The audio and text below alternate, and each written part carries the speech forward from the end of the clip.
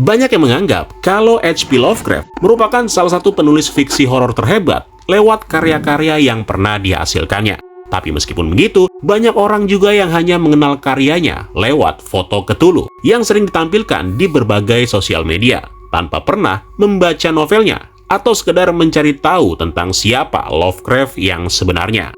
Lovecraft merupakan penulis yang karyanya itu banyak diantaranya, termasuk juga karya horor fiksi ilmiah terhebat yang dibuat pada masanya. Namun apakah kalian tahu kalau banyak dari karya Lovecraft ternyata telah menginspirasi banyak penulis lain yang kemudian melahirkan berbagai karakter makhluk fiksi yang lain yang kemudian dikenal sampai sekarang.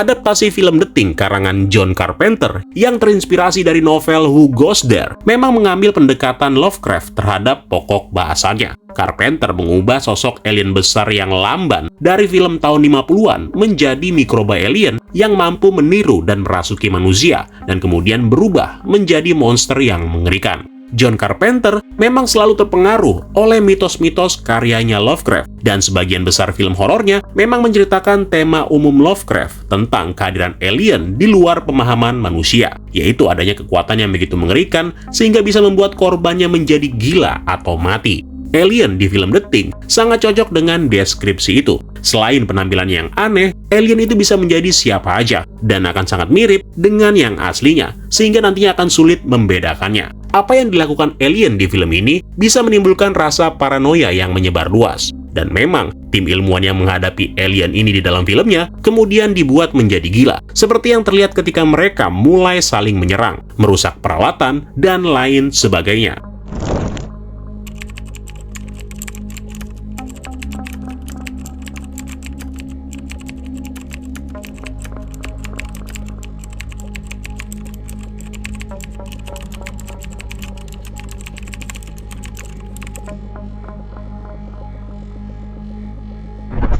Novel terkenal karya H.P. Lovecraft yang berjudul At the Mountain of Madness pernah ingin diadaptasi oleh Guillermo del Toro. Namun film tersebut dibatalkan setelah Ridley Scott merilis Prometheus untuk prequel film Alien-nya. Dengan alasan pihak studio percaya bahwa kedua cerita itu, baik film yang akan dibuat oleh Guillermo del Toro dan juga Prometheus, memiliki konsep cerita yang terlalu mirip. Dan mereka juga khawatir kalau nantinya para penonton akan melihat film adaptasi Lovecraft sebagai tiruan, yang padahal secara penceritaannya, kedua film itu sangat berbeda. Namun banyak orang yang juga nggak menyangkal kalau semua karakter alien yang ada di dalam franchise Alien dapat digambarkan sebagai makhluk Lovecraft, seperti Engineer dan juga Trilobite dari Prometheus. Khusus untuk Xenomorph, makhluk ini memang kurang memiliki kesamaan dengan The Great Old One, karya H.P. Lovecraft. Tetapi dia memiliki banyak kesamaan dengan makhluk alien yang levelnya di bawah Great Old Ones, seperti Deep Swan dari The Shadow over Innsmouth atau Shoggoth dari At the Mountain of Madness.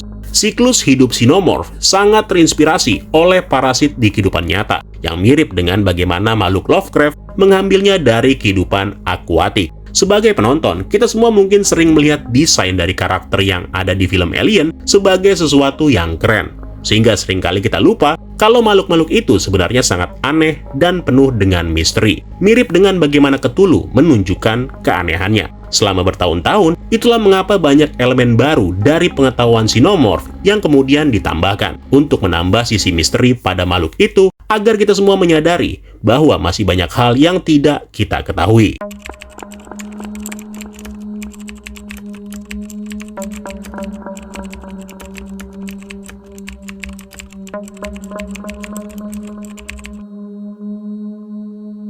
Dikenal sebagai salah satu film anime terhebat sepanjang masa, Akira merupakan sebuah penggambaran masyarakat yang telah jatuh setelah munculnya suatu entitas misterius. Dengan fokus ceritanya tentang seorang anak laki-laki yang memiliki kemampuan psikis yang luar biasa untuk mengubah realitas. Jika mengikuti ceritanya dari awal, film ini terkesan seperti alur cerita cyberpunk pada umumnya. Tetapi di akhir film, ada karakter antagonis yang bernama Tetsuo, yang di akhir film, kekuatan Tetsuo menjadi nggak terkendali, yang secara tiba-tiba mengubah tubuhnya menjadi monster yang mengerikan. Dalam banyak hal, tubuh Tetsuo mirip dengan kelahiran serta bentuknya menyerupai bayi yang terlihat seperti daging yang saling bertumpuk. Dan sekali lagi, kisah Tetsuo ini mirip dengan salah satu judul cerita karangan Lovecraft, yaitu The Dunwich Horror. Lovecraft menciptakan hibrida manusia dewa yang lebih tua yang melakukan pesta pora yang sangat merusak di sebuah kota. Dalam banyak hal, makhluk horor ini menyerupai bentuk akhir dari Tetsuo.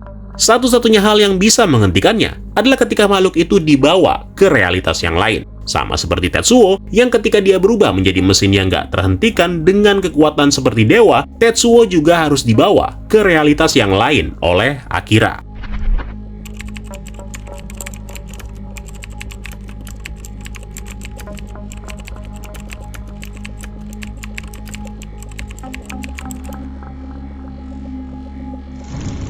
Dalam series Evangelion, karakter Lilith disebut sebagai malaikat yang kedua. Seperti halnya Adam, Lilith adalah benih kehidupan yang diciptakan oleh ras leluhur pertama miliaran tahun yang lalu. Jadi Lilith ini sebenarnya adalah makhluk yang setara dengan Adam yang merupakan nenek moyang para malaikat lainnya dan juga manusia. Namun meskipun begitu, baik Lilith dan Adam beserta anggota lain dari spesies alien yang aneh ini tidak pernah diberi penjelasan sama sekali dengan detail di seluruh seriesnya. Apalagi mereka ini merupakan komponen penting dalam alur cerita. Nah, hal itu mungkin tampak tidak biasa untuk seri fiksi ilmiah. Tapi untuk horor kosmik, ini masih bisa diterima. Sama halnya dengan makhluk fiksi buatan Lovecraft. Cthulhu contohnya. Apa yang bisa dijelaskan dari Cthulhu? Secara garis besar, memang masih bisa dijelaskan. Tapi kalau secara mendalam, banyak hal tentang Cthulhu yang saling bertabrakan. Misalnya konsepnya, asal-usulnya, versinya, dan lain sebagainya. Atau bagaimana dengan Nyarlathotep? Gue rasa, nggak ada seorang pun yang bisa memahami kisah Nyarlathotep dengan rasional. Demikian pula dengan Lilith dan Adam dalam seri Evangelion yang memang tidak dapat dijelaskan. Satu hal yang membuat Lilith menjadi tidak terlupakan bagi siapapun yang telah menonton Evangelion adalah apa yang terjadi di dalam film End of Evangelion, di mana makhluk aneh itu berhasil melucuti pemisah antara orang-orang yang berbeda dan mengubah planet ini menjadi semacam kumpulan jiwa yang aneh yang kemudian dipaksa masuk ke dalam keadaan integrasi ala nirwana. Dan dia juga melakukannya dengan memanifestasikan miliaran gadis remaja telanjang di seluruh planet untuk memanen jiwa.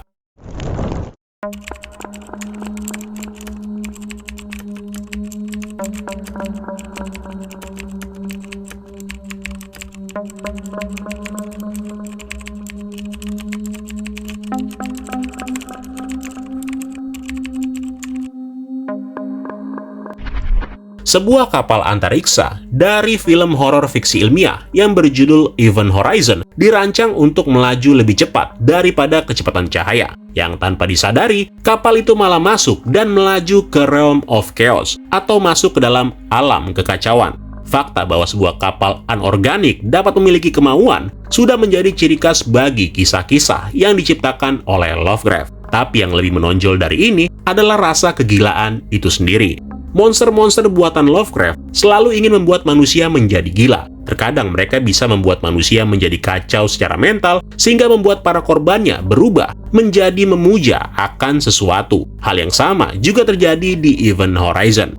Ilmuwan yang merancang kapal itu bernama Dr. Weir, di mana dia kehilangan semua kewarasan, moralitas, dan kemampuan mempertahankan diri saat dia mulai menyembah kapalnya sendiri. Selain Weir, salah satu anggota kru melakukan tindakan aneh ketika dia melihat sekilas dunia asing tempat kapal itu berasal, di mana dia lalu melompat keluar angkasa dalam keadaan telanjang.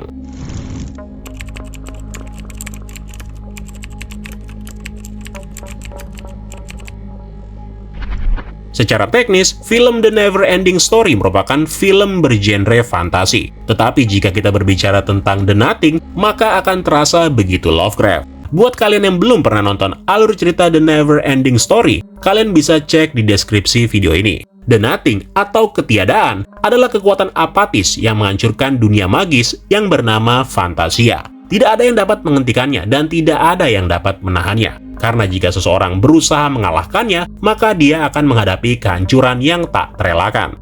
Apakah ketiadaan itu sama dengan kegelapan? Tentu aja bukan. Karena jika itu adalah kegelapan, maka itu akan menjadi sesuatu. Apakah ruang hampa?